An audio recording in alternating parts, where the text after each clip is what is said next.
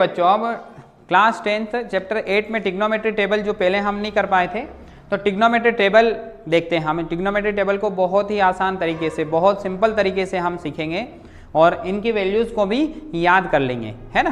तो हम समझते हैं ट्रिग्नोमेट्री टेबल। सबसे पहले लिखा sine cos tan cosec sec cot हमने बना लिया।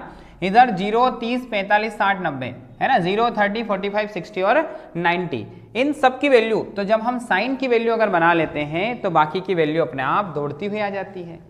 ठीक है, तो सबसे पहले हम इसकी वैल्यू बनाते हैं। तो सबसे पहला काम क्या करना है, रूट में अपॉन 4 कर देना है।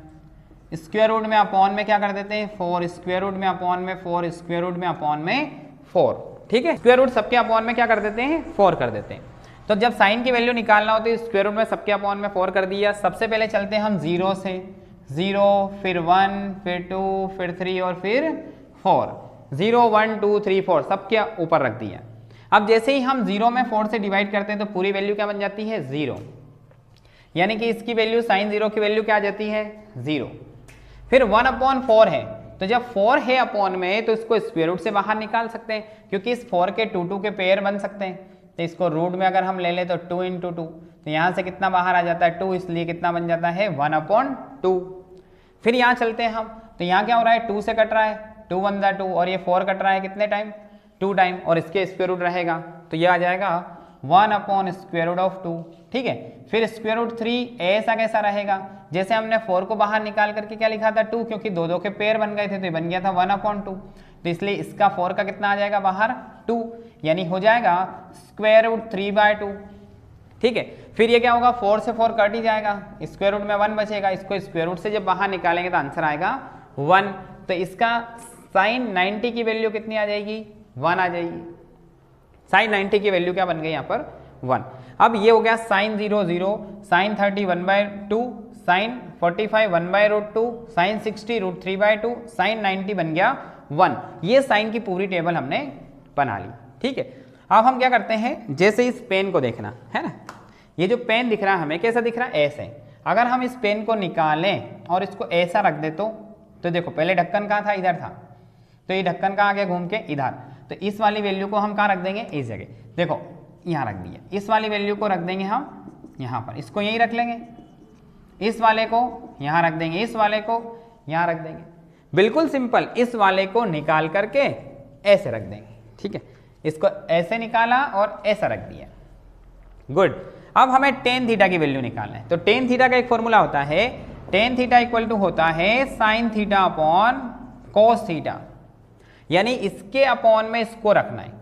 तो इस 0 के अपॉन में अगर हम 1 रखते हैं तो 0 अपॉन में 1 रखते हैं तो क्या आ जाएगा 1 का जैसे ही 0 में डिवाइड करेंगे पूरा क्या बन जाएगा 0, यानी 0/1 का आंसर कितना आएगा 0।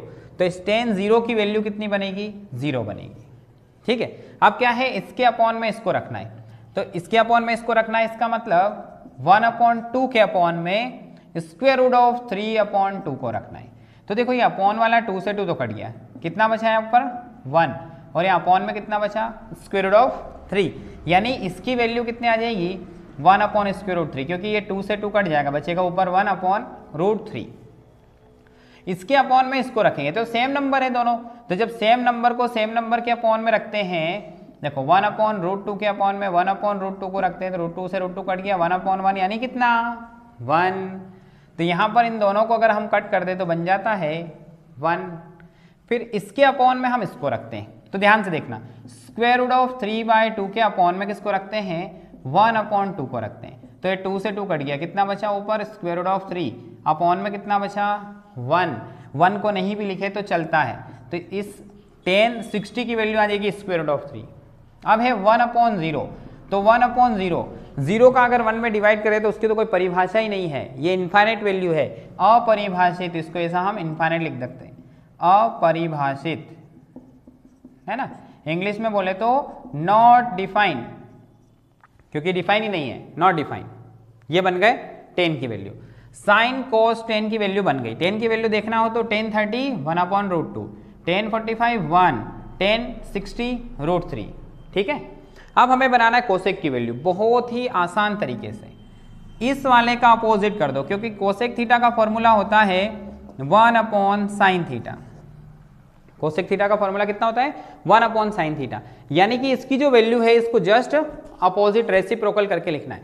जैसे 0 का उल्टा कितना होता है इनफाइनाइट, 1/2 का अपोजिट कितना 2/1, अपॉन वाले 1 को नहीं भी लिखे तो चल जाता है। 1/√2 का कितना √2/1, अपॉन वाले 1 को नहीं लिखे चल जाता है। √3/2 का अपोजिट कर दो 2/√3, फिर 1 का अपोजिट कर दो 1 ही रहेगा, इसका अपोजिट वही रहेगा।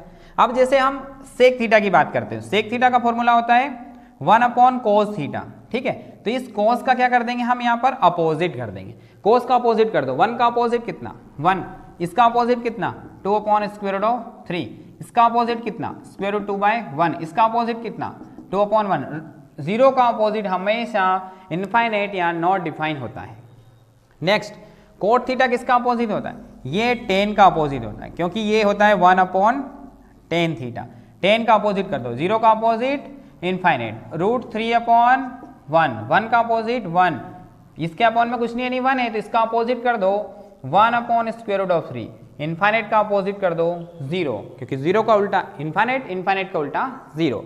ये बन गई ट्रिग्नोमेट्री टेबल। तो ट्रिग्नोमेट्री टेबल हमने बना ली। इस ट्रिग्नोमेट्री टेबल के ऊपर भी कोई सही जोड़ी आ सकती है, या फिर इससे रिलेटेड 2 नंबर का क्वेश्चन आ सकता है। तो 2 नंबर के क्वेश्चंस क्या हो सकते हैं, तो हम देख